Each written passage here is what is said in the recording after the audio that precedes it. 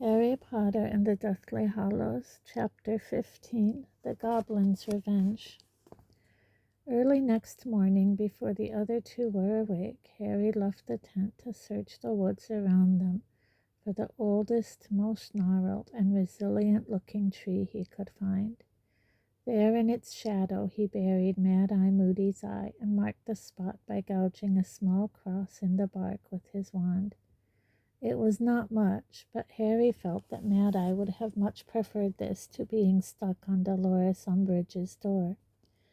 Then he returned to the tent to wait for the others to wake and discuss what they were going to do next. Harry and Hermione felt that it was best not to stay anywhere too long, and Ron agreed, with the sole proviso that their next move took them within reach of a bacon sandwich. Hermione therefore removed the enchantments she had placed around the clearing, while Harry and Ron obliterated all the marks and impressions on the ground that might show they had camped there. Then they disapparated to the outskirts of a small market town.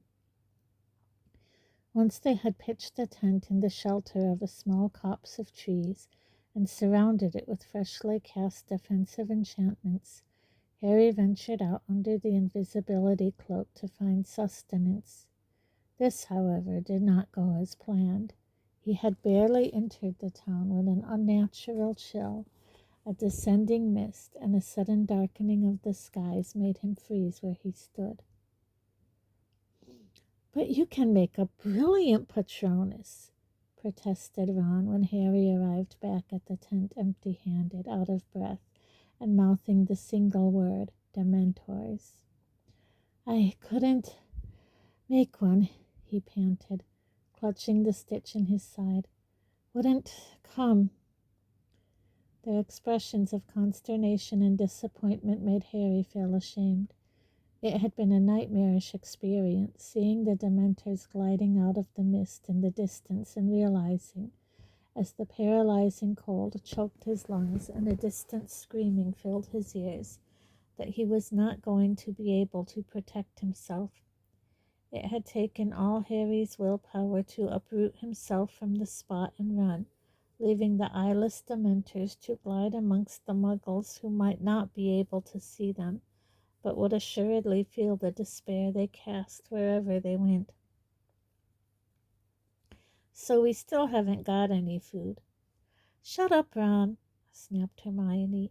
"Harry, what happened? Why do you think you couldn't make your Patronus? You managed perfectly yesterday." "I don't know." He sat low in one of Perkins's old armchairs, feeling more humiliated by the moment. He was afraid that something had gone wrong inside him. Yesterday seemed a long time ago. Today he might have been 13 years old again, the only one who collapsed on the Hogwarts Express. Ron kicked a chair leg. "What?" he snarled at Hermione. "I'm starving. All I've had since I bled half to death is a couple of toadstools." "You go and fight your way through the Dementors, then," said Harry, stung. "I would, but my arm's in a sling in case you hadn't noticed." "That's convenient. And what's that supposed to—" "Of course!" cried Hermione, clapping a hand to her forehead and startling both of them into silence. "Harry, give me the locket." "Come on," she said impatiently, clicking her fingers at him when he did not react. "The Horcrux, Harry! You're still wearing it!" She held out her hands, and Harry lifted the golden chain over his head. The moment it parted contact with Harry's skin, he felt free and oddly light. He had not even realized that he was clammy or that there was a heavy weight pressing on his stomach until both sensations lifted. "Better?" asked Hermione. "Yeah, loads better."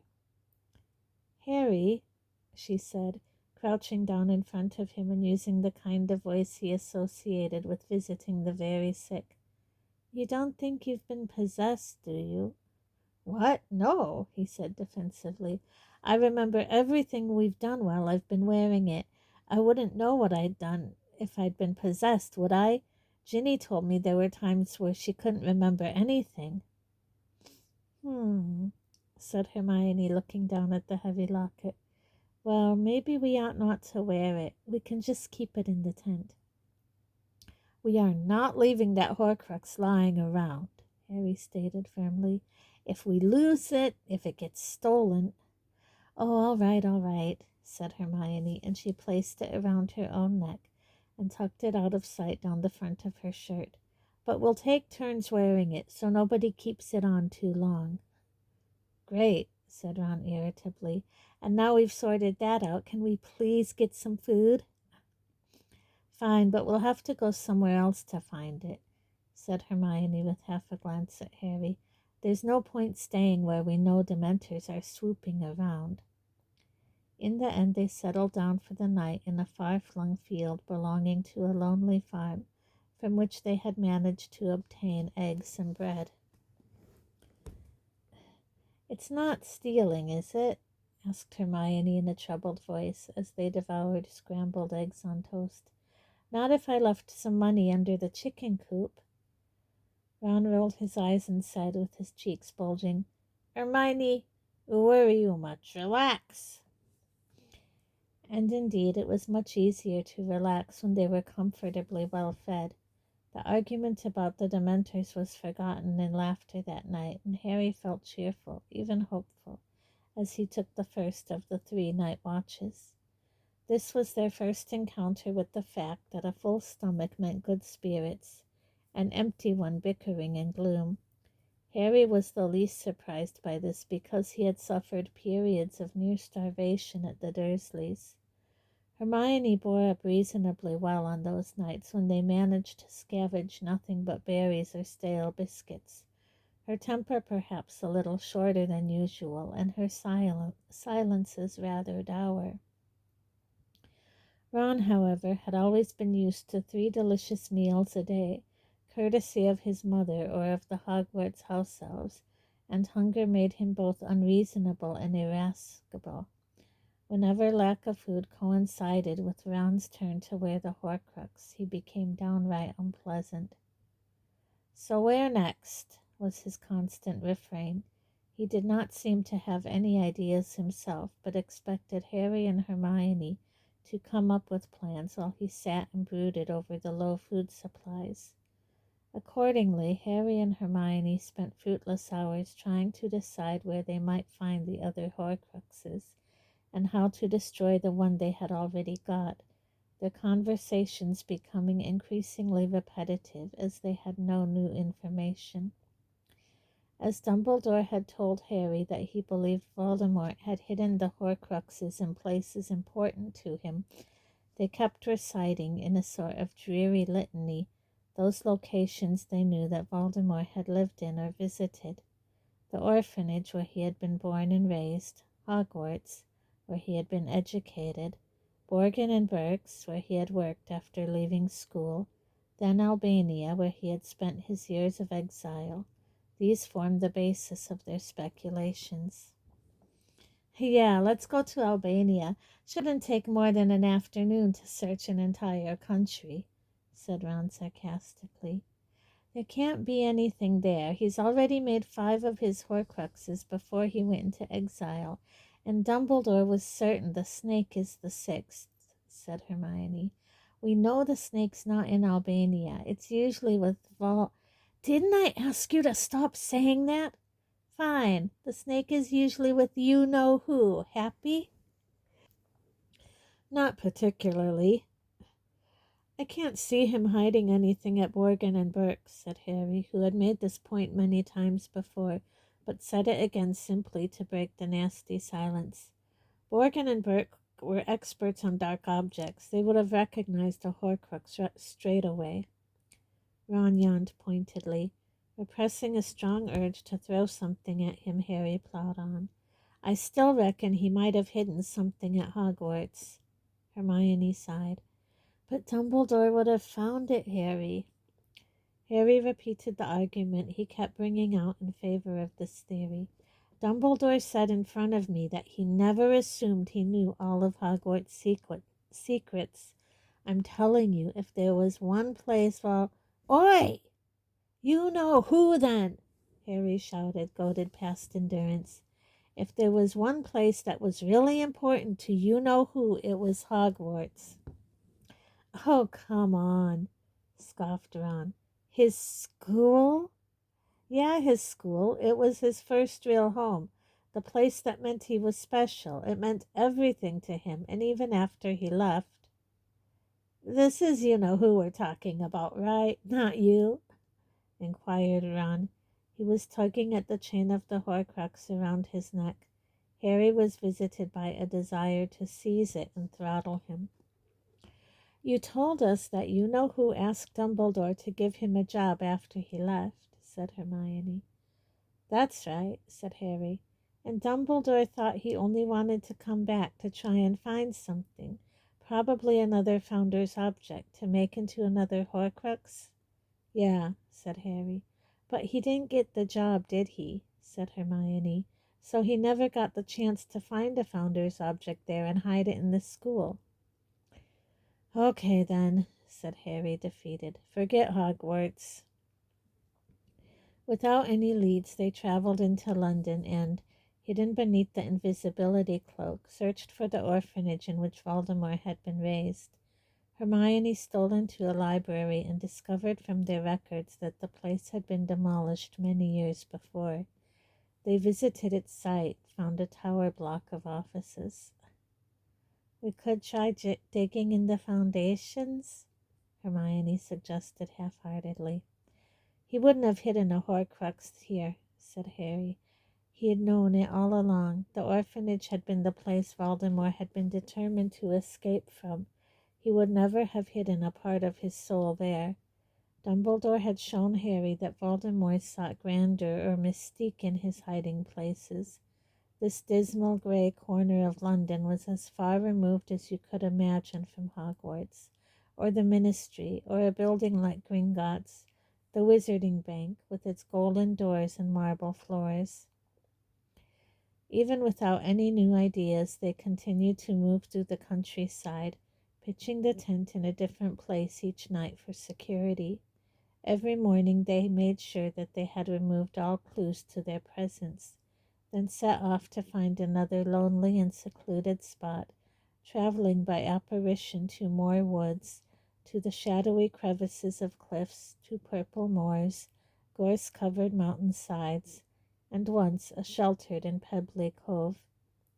Every 12 hours or so they passed the Horcrux between them, as though they were playing some perverse slow-motion game of pass the parcel, where they dreaded the music stopping because the reward was 12 hours of increased fear and anxiety. Harry's scar kept prickling. It happened most often, he noticed, when he was wearing the Horcrux. Sometimes he could not stop himself reacting to the pain. What did you see?" demanded Ron whenever he noticed Harry wince. "A face," muttered Harry every time. "The same face, the thief who stole from Grigorovitch." And Ron would turn away, making no effort to hide his disappointment. Harry knew that Ron was hoping to hear news of his family or of the rest of the Order of the Phoenix. But after all, he, Harry, was not a television Ariel. He could only see what Voldemort was thinking at the time, not tune in to whatever took his fancy. Apparently, Voldemort was dwelling endlessly on the unknown youth with the gleeful face, whose name and whereabouts Harry felt sure Voldemort knew no better than he did.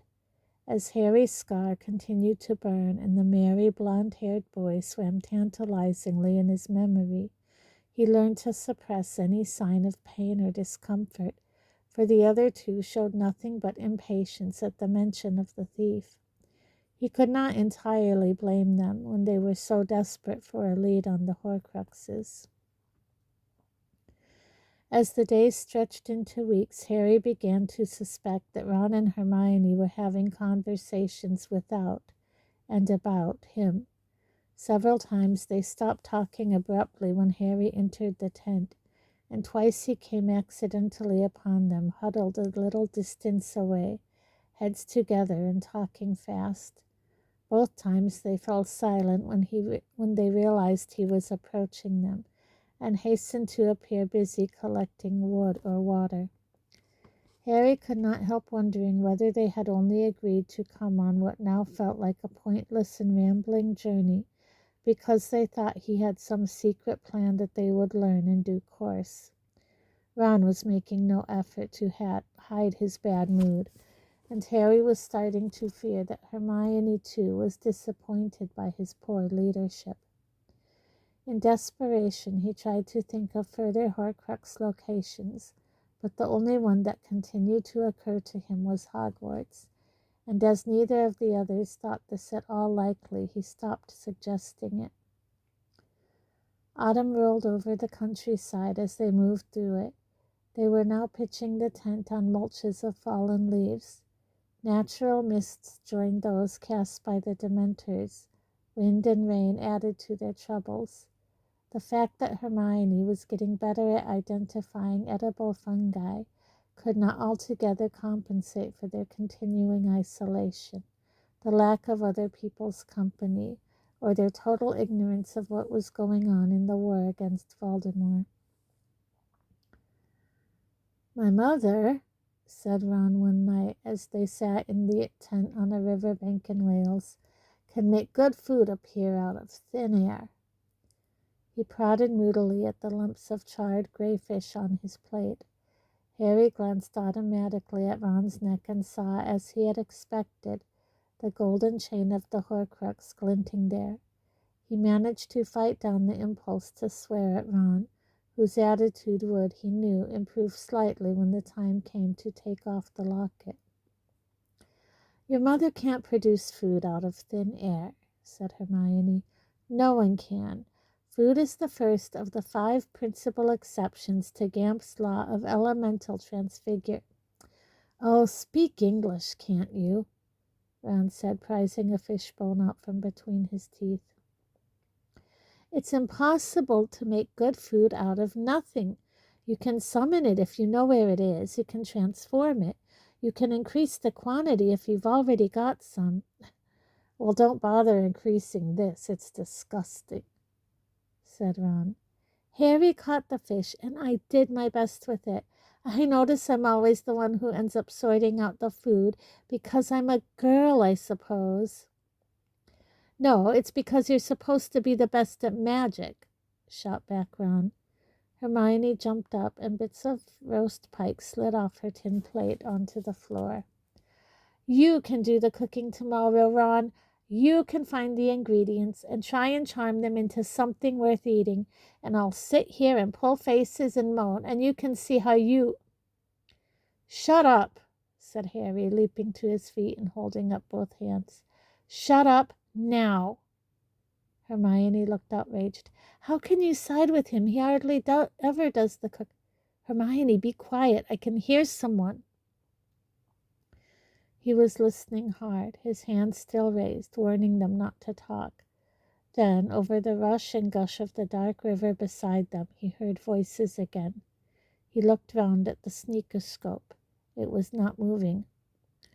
"You cast the Muffliato charm over us, right?" he whispered to Hermione. "I did everything," she whispered back.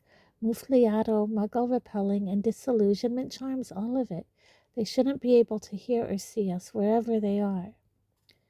Heavy scuffing and scraping noises, plus the sound of dislodged stones and twigs, told them that several people were clambering down the steep wooded slope that descended to the narrow bank where they had pitched the tent. They drew their wands, waiting. The enchantments they had cast around themselves ought to be sufficient, in the near total darkness, to shield them from the notice of muggles and normal witches and wizards. If these were Death Eaters, then perhaps their defenses were about to be tested by dark magic for the first time. The voices became louder, but no more intelligible, as the group of men reached the bank. Harry estimated that their owners were less than 20 feet away, but the cascading river made it impossible to tell for sure. Hermione snatched up the beaded bag and started to rummage. After a moment she drew out 3 extendable ears and threw one each to Harry and Ron, who hastily inserted the ends of the flesh-colored strings into their ears and fed the other ends out of the tent entrance. Within seconds, Harry heard a weary male voice. "There ought to be a few salmon in here, or do you reckon it's too early in the season? Accio salmon!" There were several distinct splashes, and then the slapping sounds of fish against flesh. Someone grunted appreciatively. Harry pressed the extendable ear deeper into his own. Over the murmur of the river he could make out more voices, but they were not speaking English, or any human language he had ever heard. It was a rough and unmelodious tongue, a string of rattling guttural noises, and there seemed to be two speakers, one with a slightly lower, slower voice than the other. A fire danced into life on the other side of the canvas. Large shadows passed between tent and flames. The delicious smell of baking salmon wafted tantalizingly in their direction. Then came the clinking of cutlery on plates, and the first man spoke again. "Here, Griphook, Gornuk." "Goblins," Hermione mouthed at Harry, who nodded.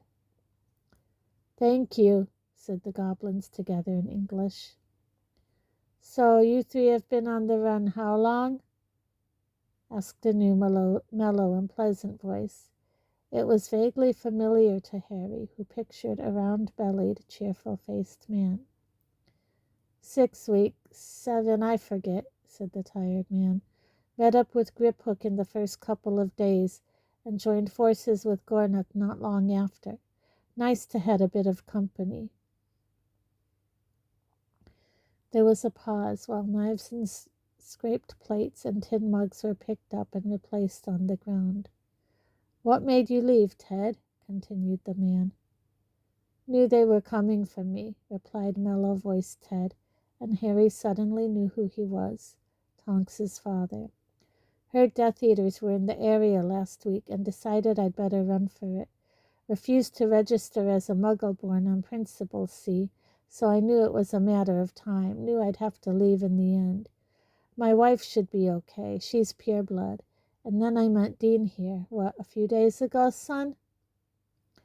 "Yeah," said another voice, and Harry, Ron, and Hermione stared at each other, silent but beside themselves with excitement, sure they recognized the voice of Dean Thomas, their fellow Gryffindor. "Muggle-born, eh?" asked the first man. "Not sure," said Dean. "My dad left my mom when I was a kid. I got no proof he was a wizard, though." There was silence for a while, except for the sounds of munching. Then Ted spoke again. "I've got to say, Dirk, I'm surprised to run into you. Pleased, but surprised. Word was you'd been caught." "I was," said Dirk. "I was halfway to Azkaban when I made a break for it. Stunned Dawlish and nicked his broom. It was easier than you'd think. I don't reckon he's quite right at the moment. Might be confounded. If so, I'd like to shake the hand of the witch or wizard who did it. Probably saved my life." There was another pause in which the fire crackled and the river rushed on. Then Ted said, "And where do you two fit in? I had the impression the goblins were for you-know-who on the whole." "You had a false impression," said the higher voice of the goblins. "We take no sides. This is a wizard's war." "How come you're in hiding, then?" "I deemed it prudent," said the deeper-voiced goblin. "Having refused what I considered an impertinent request, I could see that my personal safety was in jeopardy." "What did they ask you to do?" asked Ted. "Duties ill-befitting the dignity of my race," replied the goblin, his voice rougher and less human as he said it. "I am not a house elf." "What about you, Griphook?" "Similar reasons," said the higher-voiced goblin. "Gringotts is no longer under the sole control of my race. I recognize no wizarding master." He added something under his breath in gobbledygook, and Gornuk laughed. "What's the joke?" asked Dean. He said, replied Dirk, that there are things wizards don't recognize either. There was a short pause. I don't get it, said Dean. I had my small revenge before I left, said Griphook in English. Good man, Goblin, I should say, amended Ted hastily. Didn't manage to lock up a Death Eater in one of those old high-security vaults, I suppose. If I had, the sword would not have helped him break out, replied Griphook. Gornock laughed again, and even Dirk gave a dry chuckle. Dean and I are still missing something here, said Ted. So is Severus Snape, though he does not know it, said Griphook, and the two goblins roared with malicious laughter.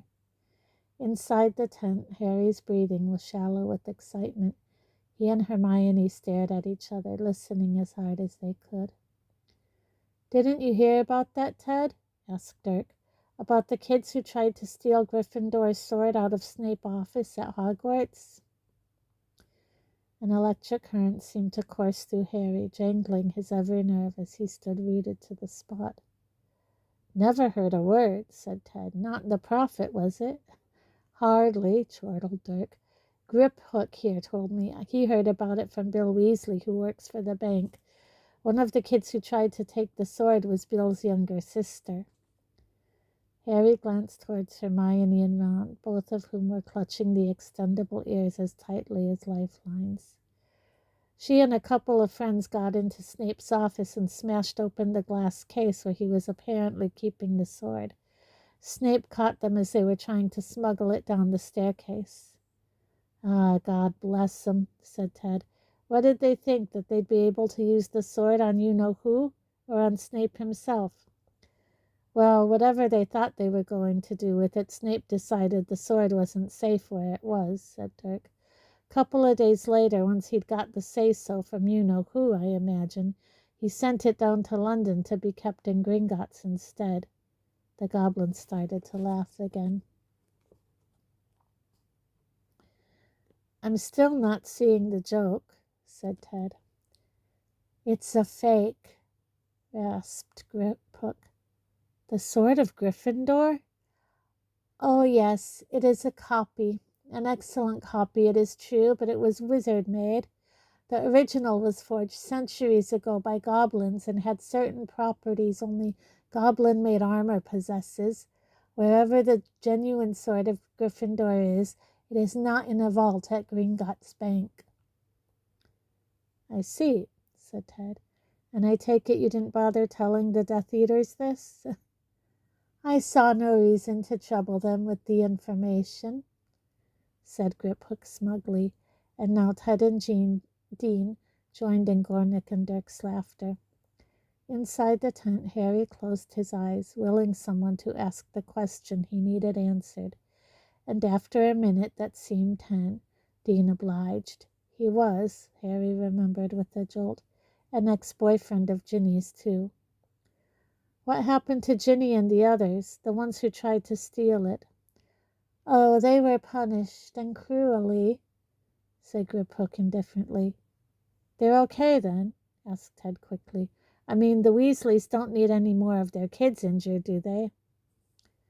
They suffered no serious injury as far as I am aware, said Griphook. Lucky for them, said Ted. With Snape's track record, I suppose we should just be glad they're still alive. You believe that story, then, do you, Ted? Asked Dirk. You believe Snape killed Dumbledore? Course I do, said Ted. You're not going to sit there and tell me you think Potter had anything to do with it. Hard to know what to believe these days, muttered Dirk. I know Harry Potter, said Dean, and I reckon he's the real thing, the chosen one, or whatever you want to call it. Yeah, there's a lot would like to believe he's that son, said Dirk, me included, but where is he? Run for it by the looks of things. You'd think if he knew anything we don't, or had anything special going for him, he'd be out there now fighting, rallying resistance instead of hiding. And you know, the Prophet made a pretty good case against him. The Prophet, scoffed Ted. You deserve to be lied to if you're still reading that muck, Dirk. You want the facts, try the Quibbler. There was a sudden explosion of choking and retching, plus a good deal of thumping by the sound of it. Dirk had swallowed a fishbone. At last he spluttered, "The Quibbler, that lunatic rag of Zeno Lovegoods." "It's not so lunatic these days," said Ted. "You want to give it a look.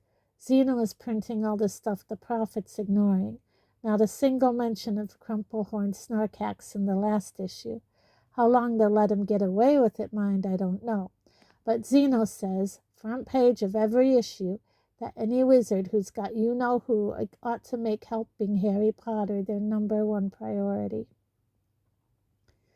"Hard to help a boy who's vanished off the face of the earth," said Dirk. "Listen, the fact that they haven't caught him yet's one hell of an achievement," said Ted. "I'd take tips from him gladly. It's what we're trying to do. Stay free, isn't it?" "Yeah, well, you've got a point there," said Dirk heavily. "With the whole of the ministry and all their informers looking for him, I'd have expected him to be caught by now. Mind, who's to say they haven't already caught and killed him without publicizing it?" "Oh, don't say that, Dirk," murmured Ted. There was a long pause filled with more clattering of knives and forks. When they spoke again, it was to discuss whether they ought to sleep on the bank or retreat back up the wooded slope.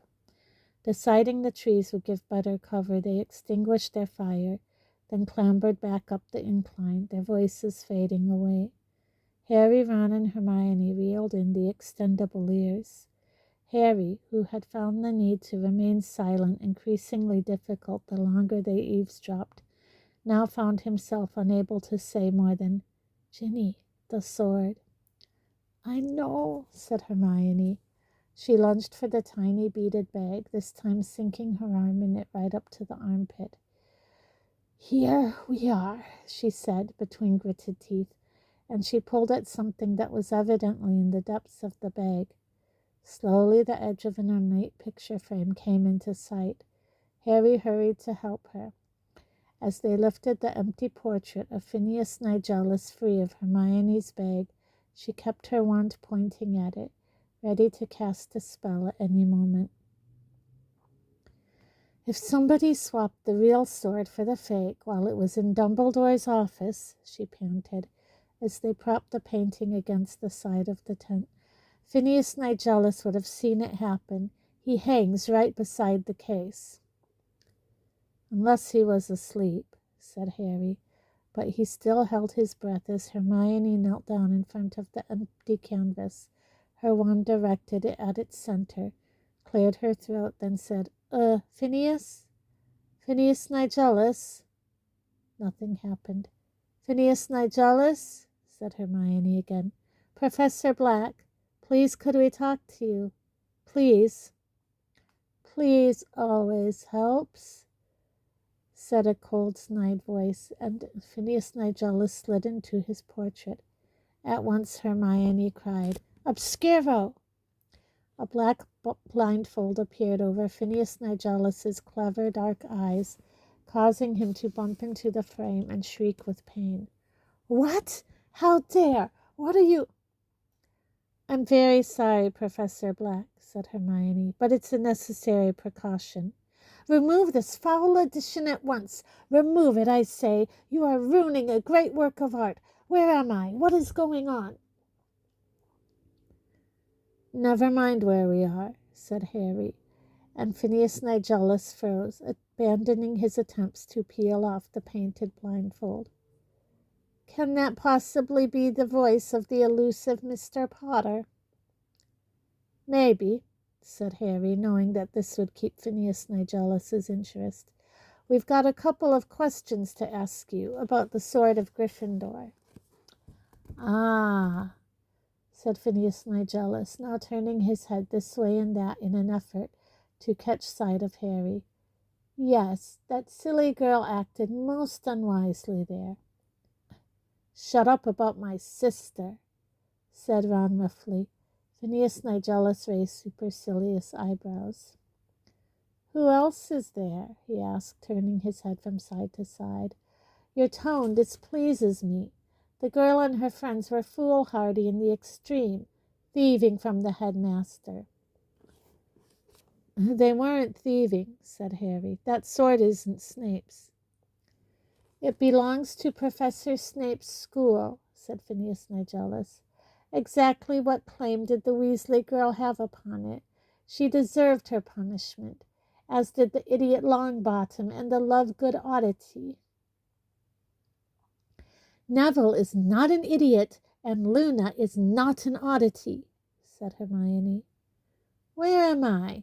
Repeated Phineas Nigellus, starting to wrestle with the blindfold again. Where have you brought me? Who have you removed me from the house of my forebears? Never mind that. How did Snape punish Ginny, Neville, and Luna? Asked Harry urgently. Professor Snape sent them into the Forbidden Forest to do some work for the oaf Hagrid. Hagrid's not an oaf, said Hermione shrilly. And Snape might have thought that was a punishment, said Harry. But Ginny, Neville, and Luna probably had a good laugh with Hagrid. The Forbidden Forest. They faced plenty worse than the Forbidden Forest. Big deal. He felt relieved. He had been imagining horrors, the Cruciatus curse at the very least. What we really wanted to know, Professor Black, is whether anyone else has taken out the sword at all. Maybe it's been taken away for cleaning or something. Phineas Nigellus paused again in his struggles to free his eyes and sniggered. Muggleborns, he said. Goblin-made armor does not require cleaning, simple girl. Goblin silver repels mundane dirt, imbibing only that which strengthens it. Don't call Hermione simple, said Harry. I grow weary of contradiction, said Phineas Nigellus. Perhaps it is time for me to return to the headmaster's office. Still blindfolded, he began groping the side of his frame, trying to feel his way out of the picture and back into the one at Hogwarts. Harry had a sudden inspiration. Dumbledore, can't you bring us Dumbledore? I beg your pardon, asked Phineas Nigellus. Professor Dumbledore's portrait. Couldn't you bring him along here, into yours? Phineas Nigellus turned his face in the direction of Harry's voice. Evidently it is not only Muggleborns who are ignorant, Potter. The portraits of Hogwarts may commune with each other, but they cannot travel outside the castle except to visit a painting of themselves hanging elsewhere.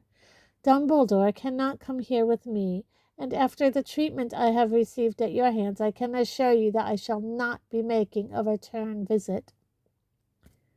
Slightly crestfallen, Harry watched Phineas redouble his attempts to leave his frame. Professor Black, said Hermione, couldn't you just tell us, please, when was the last time the sword was taken out of its case? Before Ginny took it out, I mean. Phineas snorted impatiently.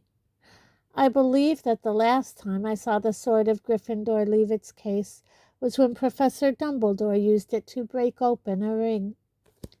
Hermione whipped round to look at Harry. Neither of them dared say any more in front of Phineas Nigellus, who had at last managed to locate the exit. Well, good night to you, he said a little waspishly, and he began to move out of sight again. Only the edge of his hat brim remained in view when Harry gave a sudden shout. Wait! Have you told Snape you saw this? Phineas Nigellus stuck his blindfolded head back into the picture. Professor Snape has more important things on his mind than the many eccentricities of Albus Dumbledore. Goodbye, Potter. And with that he vanished completely, leaving behind him nothing but his murky backdrop. Harry! Hermione cried. I know! Harry shouted. Unable to contain himself, he punched the air. It was more than he had dared to hope for. He strode up and down the tent, feeling that he could have run a mile. He did not even feel hungry any more. Hermione was squashing Phineas Nigellus's portrait back into the beaded bag, When she had fastened the clasp, she threw the bag aside and raised a shining face to Harry. The sword can destroy Horcruxes. Goblin made blades imbibe only that which strengthens them. Harry, that sword's impregnated with basilisk venom. And Dumbledore didn't give it to me because he still needed it. He wanted to use it on the locket. And he must have realized they wouldn't let you have it if he put it in his will.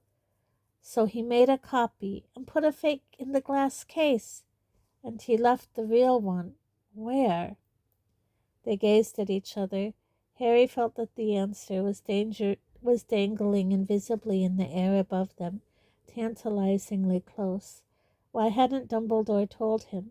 Or had he, in fact, told Harry, but Harry had not realized it at the time? Think, whispered Hermione, think. Where would he have left it? Not at Hogwarts, said Harry, resuming his pace. Somewhere in Hogsmeade, suggested Hermione. The Shrieking Shack, said Harry. Nobody ever goes in there. But Snape knows how to get in. Wouldn't that be a bit risky? Dumbledore trusted Snape, Harry reminded her. Not enough to tell him that he had swapped the swords, said Hermione. Yeah, you're right, said Harry, and he felt even more cheered at the thought that Dumbledore had had some reservations, however faint, about Snape's trustworthiness. So would he have hidden the sword well away from Hogsmeade, then? What do you reckon, Ron? Ron? Harry looked around. For one bewildered moment he thought that Ron had left the tent, then realized that Ron was lying in the shadow of a lower bunk, looking stony. Oh, remembered me, have you? He said. What? Ron snorted as he stared up at the underside of the upper bunk. You two carry on. Don't let me spoil your fun. Perplexed, Harry looked to Hermione for help, but she shook her head, apparently as nonplussed as he was. What's the problem? Asked Harry. Problem? There's no problem, said Ron, still refusing to look at Harry. Not according to you, anyway. There were several plunks on the canvas over their heads. It had started to rain. Well, you've obviously got a problem, said Harry. Spit it out, will you? Ron swung his long legs off the bed and sat up. He looked mean, unlike himself. All right, I'll spit it out. Don't expect me to skip up and down the tent because there's some other damn thing we've got to find. Just add it to the list of stuff you don't know. I don't know, repeated Harry. I don't know. Plunk, plunk, plunk. The rain was falling harder and heavier. It pattered on the leaf-strewn bank all around them and into the river, chattering through the dark. Dread doused Harry's jubilation. Ron was saying exactly what he had suspected and feared him to be thinking. It's not like I'm not having the time of my life here, said Ron. You know, with my arm mangled and nothing to eat and freezing my backside off every night. I just hoped, that after we'd been running round a few weeks, we'd have achieved something. Ron, Hermione said, but in such a quiet voice that Ron could pretend not to have heard it. Over the loud tattoo, the rain was now beating on the tent. I thought you knew what you'd signed up for, said Harry. Yeah, I thought I did too. So what part of it isn't living up to your expectations? Asked Harry. Anger was coming to his defense now. Did you think we'd be staying in 5-star hotels, finding a Horcrux every other day? Did you think you'd be back to Mummy by Christmas? We thought you knew what you were doing, shouted Ron, standing up, and his words pierced Harry like scalding knives. We thought Dumbledore had told you what to do. We thought you had a real plan. Ron, said Hermione, this time clearly audible over the rain thundering on the tent roof, but again he ignored her. Well, sorry to let you down, said Harry, his voice quite calm even though he felt hollow, inadequate. I've been straight with you from the start. I told you everything Dumbledore told me, and in case you haven't noticed, we found one Horcrux. Yeah, and we're about as near getting rid of it as we are to finding the rest of them. Nowhere effing near, in other words. Take off the locket, Ron, Hermione said, her voice unusually high. Please take it off. You wouldn't be talking like this if you hadn't been wearing it all day. Yeah, he would, said Harry, who did not want excuses made for Ron. Do you think I haven't noticed the two of you whispering behind my back? Do you think I didn't guess you were thinking this stuff? Harry, we weren't. Don't lie, Ron hurled at her. You said it too. You said you were disappointed. You said you thought he had a bit more to go on then. I didn't say it like that, Harry, I didn't, she cried. The rain was pounding the tent. Tears were pouring down Hermione's face, and the excitement of a few minutes ago had vanished as it had never been, a short-lived firework that had flared and died, leaving everything dark, wet, and cold. The sword of Gryffindor was hidden they knew not where, and they were three teenagers in a tent whose only achievement was not yet to be dead. So why are you still here? Harry asked Ron. Search me, said Ron. Go home then, said Harry. Yeah, maybe I will, shouted Ron, and he took several steps towards Harry, who did not back away. Didn't you hear what they said about my sister? But you don't give a rat's fart, do you? It's only the Forbidden Forest, Harry. I've faced worse Potter, who doesn't care what happens to her in here. Well, I do, all right. Giant spiders and mental stuff. I was only saying she was with the others. They were with Hagrid. Yeah, I get it. You don't care. And what about the rest of my family? The Weasleys don't need another kid injured. Did you hear that? Yeah, not bothered what it meant, though? Ron, said Hermione, forcing her way between them. I don't think it means anything new has happened, anything we don't know about. Think, Ron, Bill's already scarred. Plenty of people must have seen that. George has lost an ear by now, and you're supposed to be on your deathbed with Spattergroit. I'm sure that's all he meant. Oh, you're sure, are you? Right, then. Well, I won't bother myself about them. It's all right for you two, isn't it, with your parents safely out of the way? My parents are dead, Harry bellowed. And mine could be going the same way, yelled Ron. Then go, roared Harry. Go back to them. Pretend you've got over your Spattergroit, and Mummy'll be able to feed you up and... Ron made a sudden movement. Harry reacted, but before either wand was clear of its owner's pocket, Hermione had raised her own. Protego! She cried. An invisible shield expanded between her and Harry on the one side and Ron on the other.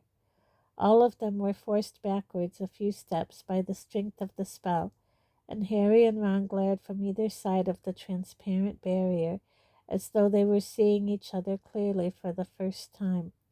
Harry felt a corrosive hatred towards Ron. Something had broken between them. Leave the Horcrux, Harry said. Ron wrenched the chain from over his head and cast the locket into a nearby chair. He turned to Hermione. What are you doing? What do you mean? Are you staying or what? She looked anguished. Yes, I'm staying, Ron. We said we'd go with Harry. We said we'd help. I get it. You choose him. Ron, no, please. Come back, come back. She was impeded by her own shield charm. By the time she had removed it, he had already stormed into the night. Harry stood quite still and silent, listening to her sobbing and calling Ron's name amongst the trees. After a few minutes she returned, her sopping hair plastered to her face. He's gone, disapparated. She threw herself into a chair, curled up, and started to cry. Harry felt dazed. He stooped, picked up the Horcrux, and placed it around his own neck. He dragged blankets off Ron's bunk and threw them over Hermione. Then he climbed onto his own bed and stared up at the dark canvas roof, listening to the pounding of the rain.